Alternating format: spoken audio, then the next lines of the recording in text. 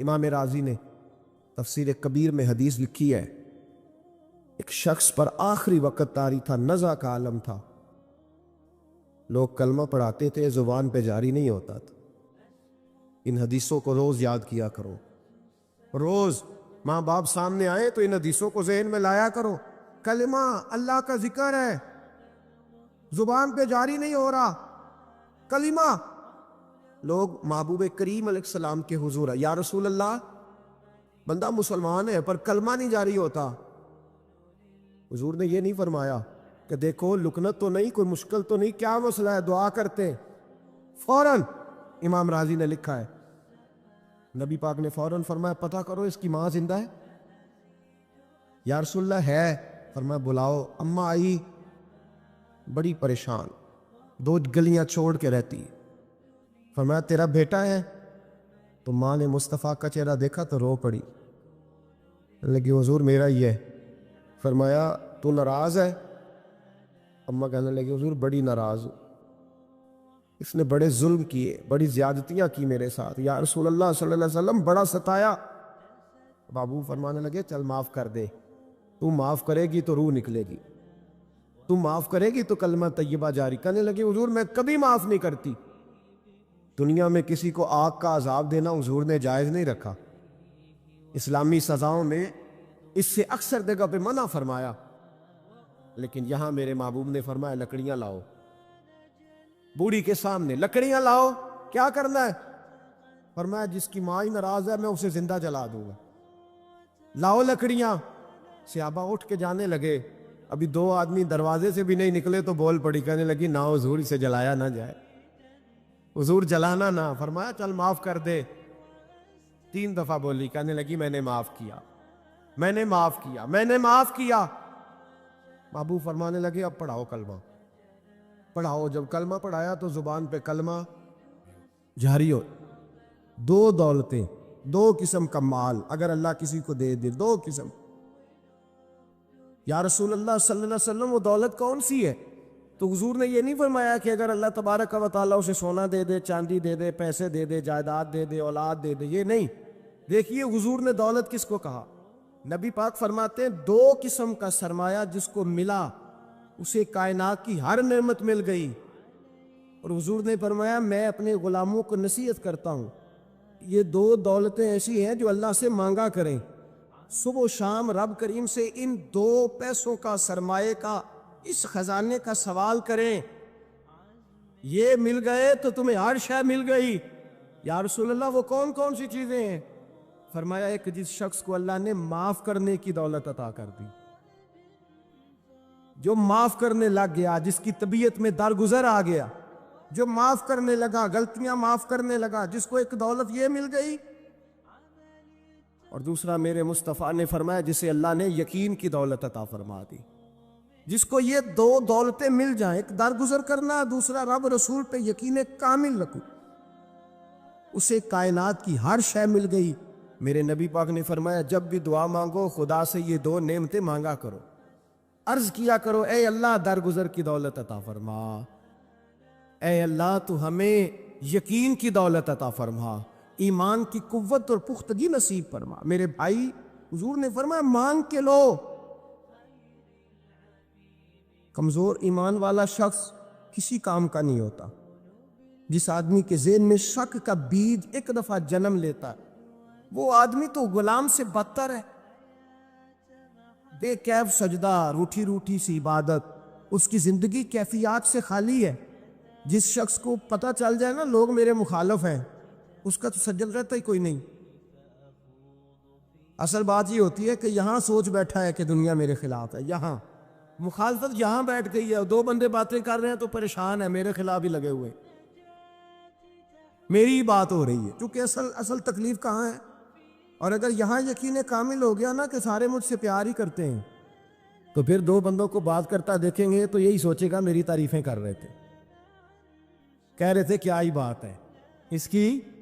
او بھائی یاد رکھیں، یہاں اپنے آپ کو اطمینان دیں، یقین کی دولت دیں، قرار کی دولت دیں، سکون کی دولت دیں۔ یقین، اطمینان، اگر آپ کو ایمان اور یقین حاصل ہو تو پھر دعا کریں اللہ اس پر استقامت عطا فرمائے، پھر اس پہ ڈٹ جائے۔ نبی پاک صلی اللہ علیہ وسلم نے فرمایا میں اس بات کا خوف نہیں کرتا کہ میری امت کمزور ہو جائے گی، اس بات کا ڈر نہیں کہ پیسے ختم ہو جائیں، نہ یہ خوف ہے کہ بھوکی مرے گی۔ حضور کس بات کا خوف ہے؟ تو نبی پاک نے فرمایا خوف یہ ہے کہ ان کا یقین کمزور ہو جائے گا، ان کا یقین۔ بخاری مسلم میں میرے مصطفیٰ نے فرمایا ہے کہ جو جمعے والے دن سب سے پہلے آئے گا اس کے نبی کا وعدہ ہے اللہ اسے اپنے رستے میں اونٹ خیرات کرنے کا ثواب عطا فرمائے گا۔ یہ ہے حضور کی زبان پر اعتبار، یہ ہے اللہ کے وعدے پر اعتبار، اللہ کے وعدے پر اعتبار۔ او میرے بھائی، اگر تجھے کہہ دیا میری طرح کے ایک نکمے آدمی نے کہ یہاں اونٹ بندھا ہوا ہے، رات گیا نہیں ادھر ہی رہا ہے، اور اگر تجھے آمنہ کے لال نے کہا کہ اونٹ ملے گا، اگر تجھے حضرت ختیجہ کے سرتاج کہتے ہیں اونٹ ملے گا، میری طرح کو تو پتہ نہیں کتنے لوگ ہیں کیا کچھ کہہ جاتے ہیں۔ مصطفیٰ کا تو فرمان یہ ہے کہ اللہ کائنات کے اصول بدل دیتا ہے، مصطفیٰ کی بات پوری کر دیتا ہے۔ یقین تو کر اس محبوب کی بات پر، ساڈے نبی دی زبان ساڈے واسطے یقین کی کمی آ گئی، تیرے رسول کا وعدہ ہے تو آ جا۔ اور دیکھیں جن کو یقین تھا ان کا رنگ ہی نرالا تھا۔ حضرت علی المرتضیٰ فرماتے ہیں سیدہ فاطمہ نے کبھی مجھے کوئی کچھ کہا ہی نہیں، کبھی فرمائش ہی نہیں کی۔ ایک دن بیمار ہو گئی تو کہنے لگیں، میں قریب بیٹھا تو میں نے کہا فاطمہ زندگی میں تو نے کبھی کچھ نہیں مانگا، اور عزت والے باپ کی عزت والی بیٹی، میرا دل کرتا ہے کوئی فرمائش تو کرنا۔ تو حضرت فاطمہ کہنے لگی علی اگر ایک انار مل جائے نا، اگر ایک، میرا دل کر رہا ہے اگر ایک انار مل جائے، ایک انار مل جائے تو طبیعت چاہ رہی ہے انار کھانے کو۔ مولا علی شیر خدا فرماتے میں گیا ایک انار خریدا بازار سے، 1 دینار تھا میری جیب میں، انار خرید کے جب واپس پلٹا نا تو کہتے ایک بوڑھا شخص، ہونٹوں پہ کمزوری، آپ فرماتے ہیں میرے باپ دادا کی عمر کا، لڑکھڑاتے اس کے ہاتھ اور کہنے لگا علی میں بھوکا ہوں کئی دنوں کا۔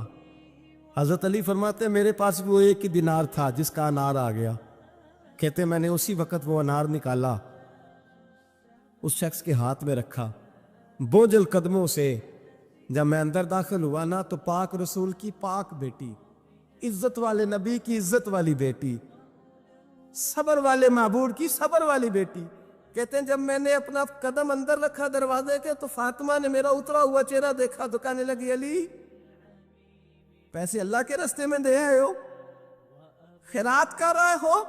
حضرت شیر خدا رضی اللہ تعالیٰ عنہ فرماتے ہیں میں فاطمہ کی طرف دیکھا تو میں حیران ہو گیا، میں نے کہا فاطمہ تجھے، کہنے لگی مجھے یقین ہے آپ انار لینے گئے تھے، آپ نے خرید بھی لیا تھا، اور مجھے پتا ہے علی میرے ساتھ بے وفائی ہو ہی نہیں سکتی، یہ کسی سوالی نے مانگ لیا ہوگا، علی آ جا، مجھے انار کھانے سے وہ سکون نہیں ملا جو تو اللہ کے راستے میں دے آیا ہے تو سکون ملا، کھانے سے نہیں ملا جو تیرے دینے سے ملا ہے۔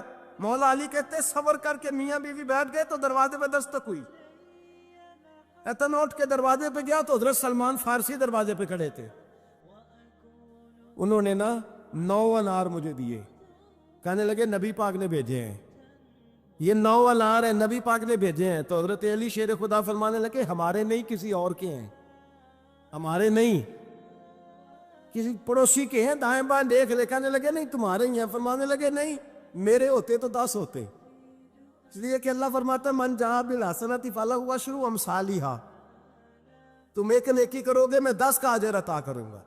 فرمایا میرے ہوتے تو 10 پورے ہوتے، اللہ رسول نے بھیجا اور میرا یقین کمزور ہو سکتا ہے، میرے ہوتے تو 10 ہوتے، یہ 9 ہے۔ حضرت سلمان فارسی نے جیب میں ہاتھ ڈالا، 10واں بھی نکالا، کہا علی تیرے 10 ہی تھے، میں تو تیرا امتحان لے رہا تھا، 10 ہی تھے تیرے۔ یقین کی دولت زنجیریں کاٹ دیتی، یقین کی دولت انسان کو نواز دیتی۔ جب تو لڑکھڑاتا ہوا آیا ہے، میرے نبی پاک نے فرمایا یوں نہ کہا کر کے یا اللہ چاہے تو دے چاہے تو نہ دے، جب مالک سے مانگ تو کہا کر یا اللہ تجھی سے مانگنا ہے، میں لے کے اٹھوں گا، تو مجھے دے گا، پر میں جتنا تیرا یقین کامل ہوگا اتنا ہی اللہ تجھے جھولی بھر کے عطا فرمائے گا۔ کمزور سا مسلمان، لڑکھڑاتا سا مسلمان دیکھتا ہوں کرتا ہوں، اور یہ بھی نہ دیکھا کریں بھائی ایمان یقین کو استقامت کے درجے پہ لائیں، یہ نہ دیکھا کریں کہ وہ کیسے دے گا، وہ کسی وسیلے کا محتاج نہیں ہے، وسیلے کو پسند کرتا ہے، پر وسیلے کا محتاج وہ بغیر وسیلے کے بھی دے دیتا ہے۔ ہر آدمی ماں باپ کے ذریعے پیدا ہوتا ہے، اگر پیدا کرنا چاہے تو جناب عیسیٰ کو بغیر باپ کے پیدا کر دیتا ہے۔ سوچ کو مسلمان کرو، اپنی زبان کو مسلمان کرو، اپنے کان کو مسلمان کرو، اپنی نظر کو مسلمان کرو، اپنی روح کو مسلمان کرو۔ 24 سال کی بیٹی کا اگر 4 سال کا بیٹا انتقال کر گیا، کسی نے جا کے کہا کہ بڑا ہی افسوس ہوا ہے تیرے بچے کا، تو ایمان نے اسے کتنا مضبوط کر دیا ہے۔ وہ کہتی ہے نہیں، اللہ کی فصل ہے، پکی کاٹ لے تب بھی ٹھیک ہے، کچی کاٹ لے تب بھی ٹھیک ہے۔ اب یہ جو نظریہ ہے اس نے اسے جوان کر دیا ہے، مضبوط کر دیا ہے، توانا کر دیا۔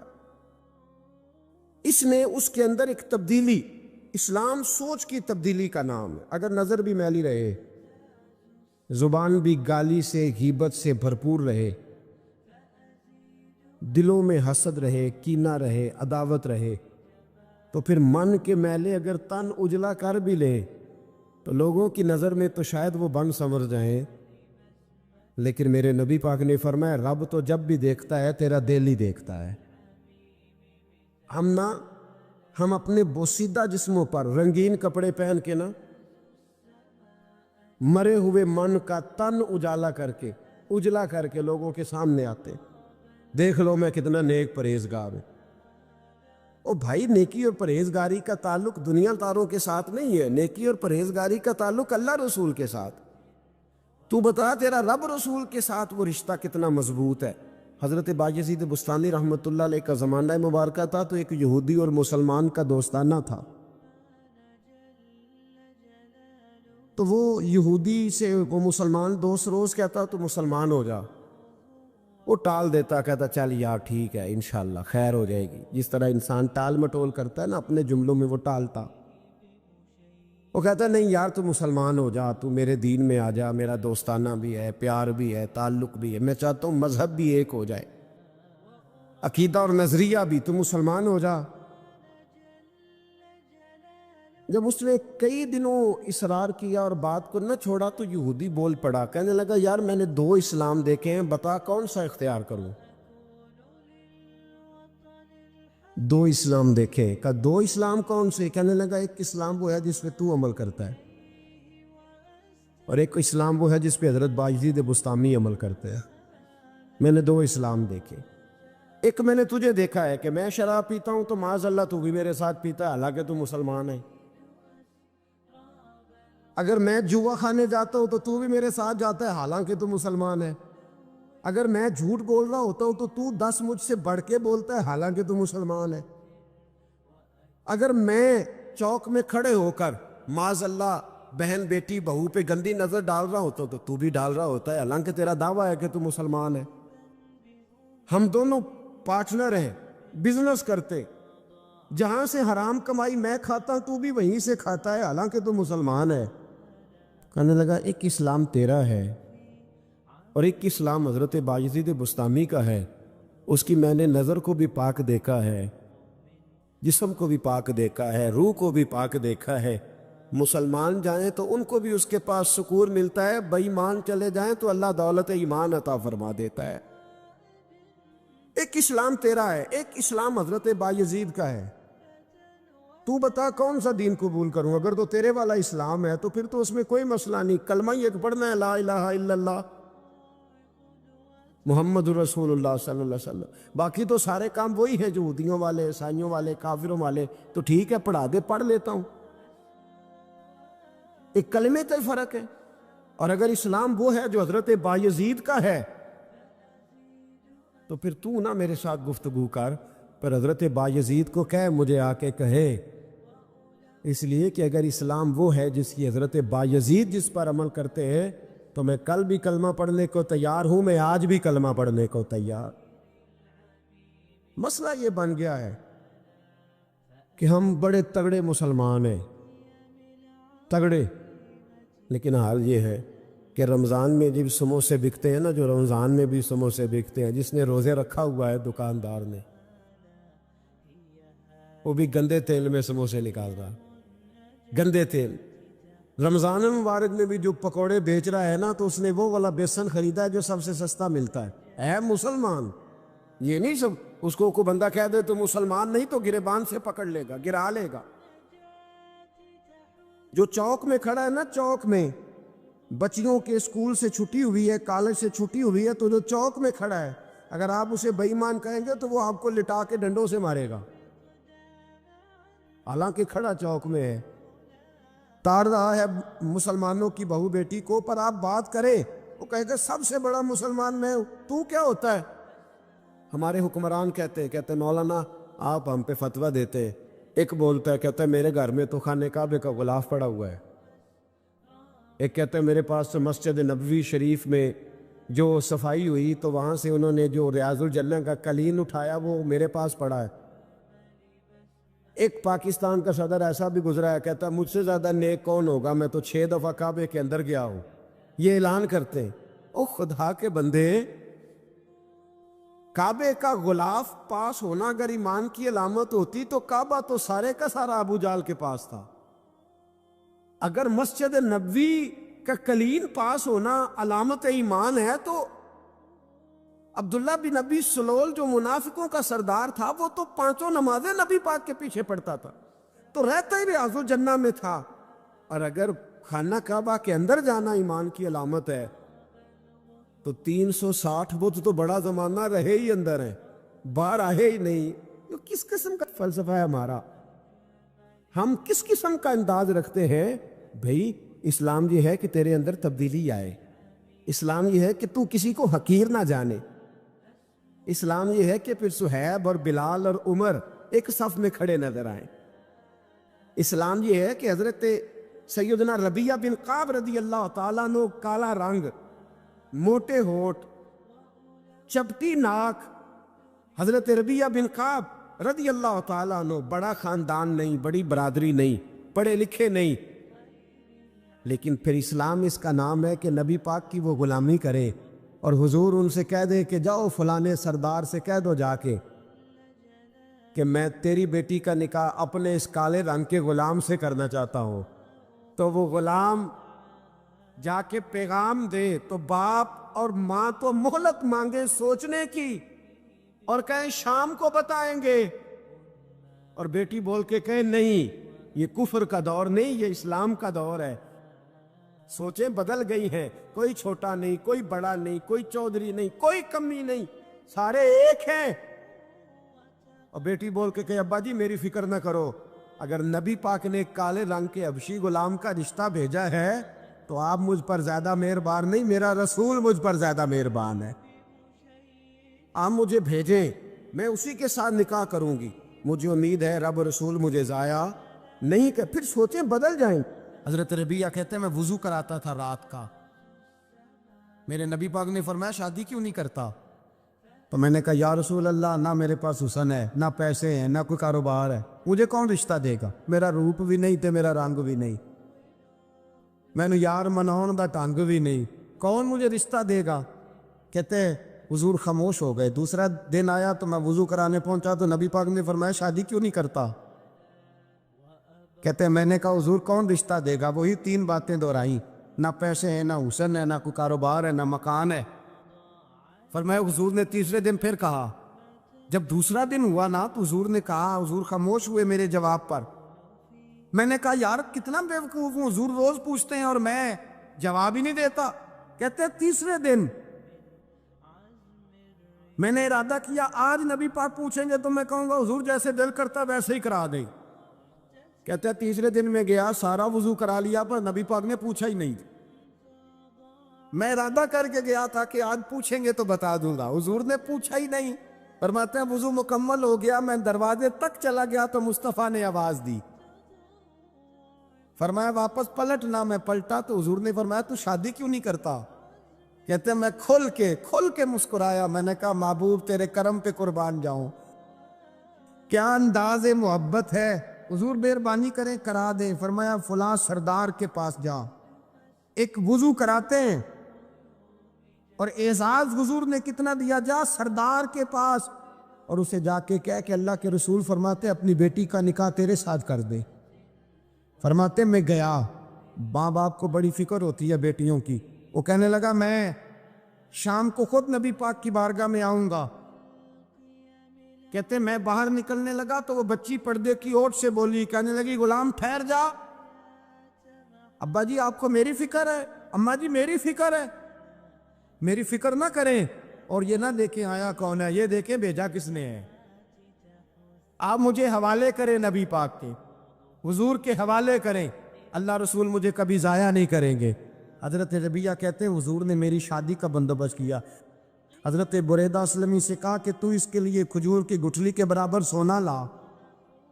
حضرت حارثہ بن نعمان سے کہا تو اس کے لیے ایک کمرے کا اجرے کا بندوبست کر۔ حضرت عثمان غنی سے کہا تو نے ولیمہ کرانا اس کا۔ فرمایا میں تو تھوڑی نوکری کرتا تھا، مصطفیٰ نے ساری زندگی کا ہی بندوبست فرما دیا۔ یہ مزدور کے ساتھ حضور کا انداز ہے۔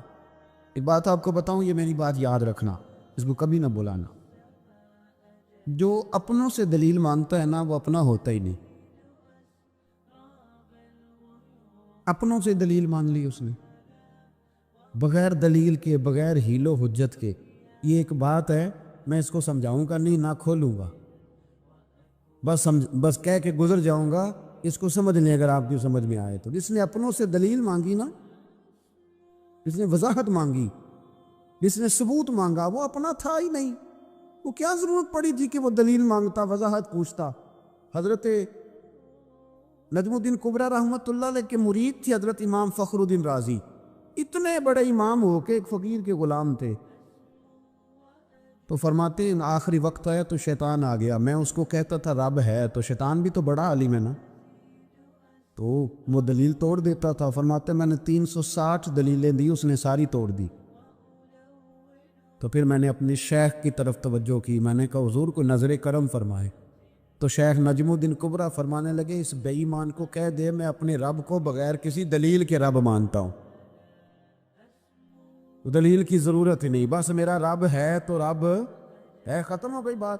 نبی رحمت علیہ السلام فرمانے لگے میں نے جس کے سامنے بھی دلیل پیش کیا اس نے دلیل مانگی، فرمایا یہ واحد میرا ابو بکر صدیق ہے، میں نے اسے کہا ہے کلمہ پڑھ لو، اس نے دلیل مانگی نہیں، فوراً ہی کلمہ پڑھ کے مسلمان ہو گیا۔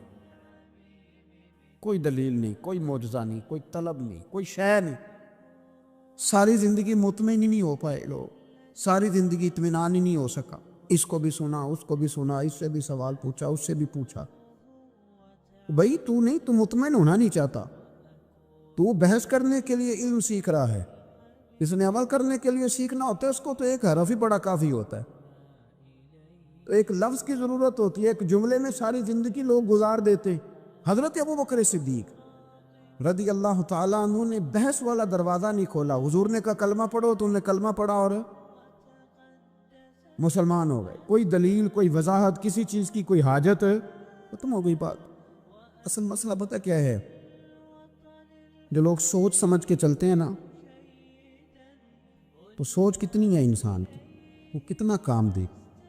یہ جو وارفتگی ہوتی ہے نا، یہ جو محبت ہوتی ہے، یہ جو پیار ہوتا ہے، یہ زندگی کو آسان کر دیتا ہے۔ سوچنے سمجھنے کے دائروں سے آدمی نکل جاتا ہے، اس کا کام وہ کہتا ہے کہ میں نے سوچنا نہیں، میں نے ماننا ہے، میں نے رب رسول کی ذات کے بارے میں سوچنا نہیں، میں نے ماننا ہے۔ تو ماننے والے لوگ جو ہوتے ہیں وہ فائدے میں ہوتے ہیں، تو عمل کر رہے ہیں، بات مانی، عمل کیا۔ عقل کا بے شمار اور بے دریغ استعمال، اپنی چھوٹی عقل سے بڑے مسئلے حل کرنے کی کوشش کرنا، انسان کو نقصان دیتا ہے۔ بہت ساری جگہوں پہ وہ الجھ جاتا ہے، ہر جگہ عقل استعمال کرنا، لیکن رب رسول کے معاملے میں نہ استعمال کرنا، ورنہ نقصان ہو۔ عقل چھوٹی ہے اور اللہ رسول کی ذات بڑی ہے، کبھی بھی اس دائرے میں بند کرنے کی کوشش نہ کرنا۔ جناب ابو بکر صدیق رضی اللہ تعالیٰ عنہ ہر معاملے میں، ہر معاملے، ایک حدیث بخاری کی، شاید میں نے پہلے بھی عرض کی تھی، لیکن چونکہ وہ عنوان کے لحاظ سے ایک بہت بڑی دلیل ہے، دوبارہ عرض کرتا ہوں۔ نبی پاک علیہ السلام نے 1500 کے قریب صحابہ سے فرمایا تھا کہ چلو عمرہ کرنے چلیں۔ عمرہ کرنے جب ہم جاتے ہیں نا تو ہمارے گلے میں پھول بھی ڈالے جاتے ہیں، اور آپ کو پتہ ہے بتانا بھی پڑتا ہے لوگوں کو کہ میں عمرہ کرنے جا رہا ہوں، پھر روٹی بھی پکتی ہے، پھر سب رشتہ داروں کو پتہ بھی چل جاتا ہے، اور بندہ چلا جائے ایئرپورٹ تو احرام باندھا ہونا تو پتہ چلے نا فلائٹ تو 24 گھنٹے لیٹ ہے، تو جن کو حکم ہے نا کہ تم نے سی بھی نہیں کرنی وہ بھی روڑے اٹھا لیتے ہیں، احرام باندھا ہوا ہے، حکم ہے کہ اب تم نے کوئی جھگڑا، کوئی لڑائی، کوئی فساد ہے تو ایئرپورٹ پہ لوگ روڑے اٹھا لیتے ہیں، کہتے ہیں ہم ایئرپورٹ بھی توڑیں گے اور فلائٹ کا جو عملہ ہے اس کا گریبان بھی پکڑیں گے، بڑا کچھ ہی دنیا کرتی ہے۔ اور اگر کسی کے پیر صاحب نے کہا ہو چلو عمرہ کریں، اللہ اکبر، اور پھر ایئرپورٹ پہ جا کے پتہ چلے کہ پیر صاحب کے ساتھ تو دھوکہ ہو گیا ہے، بندہ غلط نکلا ہے، پیری مریدی قائم رہے گی؟ سوال ہی نہیں پیدا ہوتا، سوال ہی نہیں پیدا ہوتا۔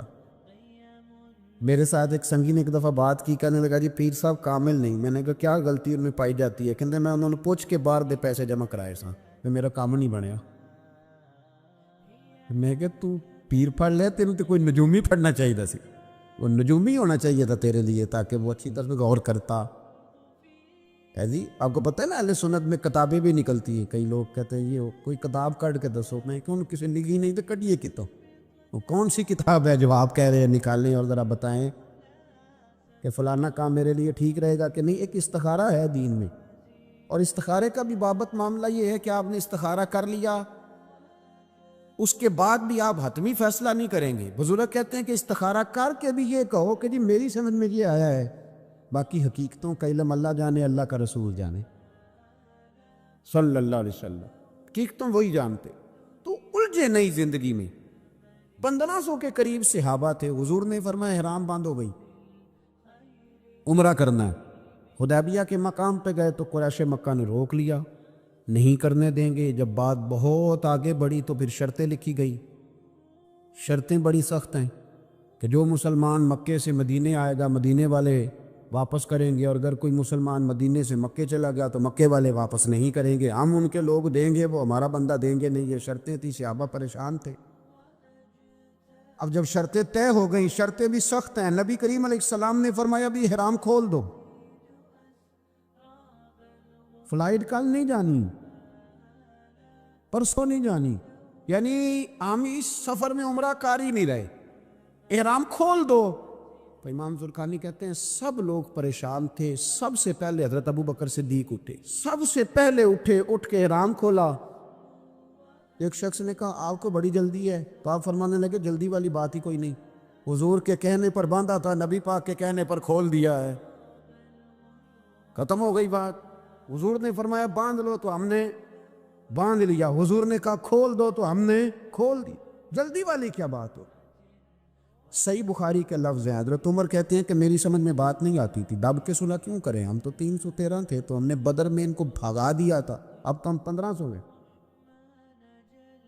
تو ہم ان سے قتال کریں گے، لڑائی کریں گے، جنگ ہوگی۔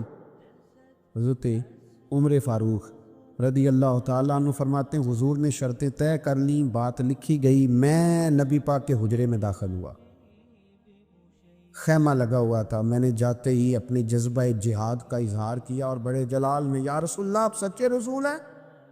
بالکل سچا ہوں، قرآن سچا ہے، بالکل سچا ہے، اسلام سچا ہے، بالکل سچا ہے، حضور ہم دب کے صلح کیوں کرے؟ نبی کریم علیہ السلام نے فرمایا عمر تجھے تیری ماں روئے، میں اللہ کا رسول ہوں، میں وہی کہتا ہوں جو میرا رب مجھے حکم ارشاد فرماتا ہے۔ کہتے میں نے فوراً عرض کی یا رسول اللہ صلی اللہ علیہ وسلم آپ نے فرمایا نہیں تھا کہ عمرہ کریں گے، تو حضور نے فرمایا کہا تھا عمرہ کریں گے، یہ تو نہیں کہا تھا کہ اسی سال ہی کریں گے، کریں گے تو کریں گے۔ جناب عمر کہتے ہیں میں واپس تو آ گیا، پر وہ میرے اندر جو جذبہ جہاد تھا ابھی ٹھنڈا نہیں ہوا۔ چند قدموں کے فاصلے پہ ابو بکر صدیق کا خیمہ تھا،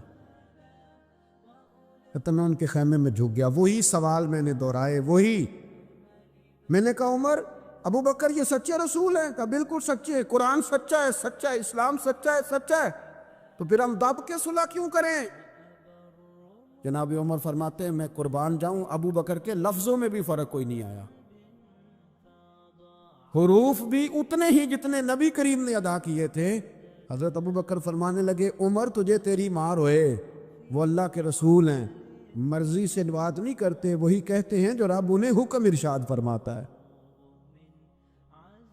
بئی نہیں وہی لفظ. فرماتے میں نے فوراً کہا. میں نے کہا ابو بکر حضور نے فرمایا نہیں تھا کہ عمرہ کریں گے؟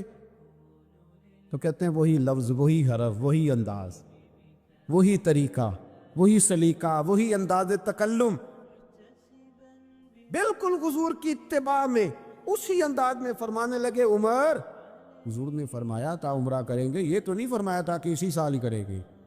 کریں گے تو انشاءاللہ کریں گے. فرماتے ہیں میں واپس آ کے بیٹھا تو حضرت عمر کہتے ہیں جب میرا غصہ اترا نا تو پھر میرے اندر سے آواز آئی کہ عمر ذرا غور تو کر، تو ابو بکر کے ایمان تک کبھی نہیں پہنچ سکتا، اس تک تیری رسائی نہیں ہو سکتی. میرے بھائی اتنی بحثیں ہیں ہمارے زمانے میں، اتنا الجھاؤ ہے، اتنا الجھاؤ ہے، یعنی ہر بندہ رائے کا اظہار کرنا ضروری سمجھتا ہے. ہر بندہ کہتا ہے جی میرے خیال میں، ہر بندہ کہتا ہے جی میرا ذہن یہ ہے، بلکہ کچھ تو کہتے ہیں میں اندر کی خبر نہ دوں آپ کو. یعنی اب پتہ نہیں اس کے پاس اندر کی خبریں کیسے آئی ہیں، وہ سمجھ میں نہیں آتی بات. کچھ لوگ کہتے ہیں 35-40 سال ہو گئے جی علماء کو سن رہا ہوں. تو میں کہتا ہوں کہ میرا تو خیال ہے کہ 35 دن بھی بندہ کسی کو سن لے تو سیانہ ہو جاتا ہے. تو 35 سال سے اگر آپ کی سمجھ میں نہیں آئے تو پھر زمین ہی بنجر ہے. پھر مہربانی کریں یہ ٹائلیں اکھیڑ کے نا تو نیچے سے کچی زمین نکالیں تاکہ کوئی بات سمجھ میں آئے.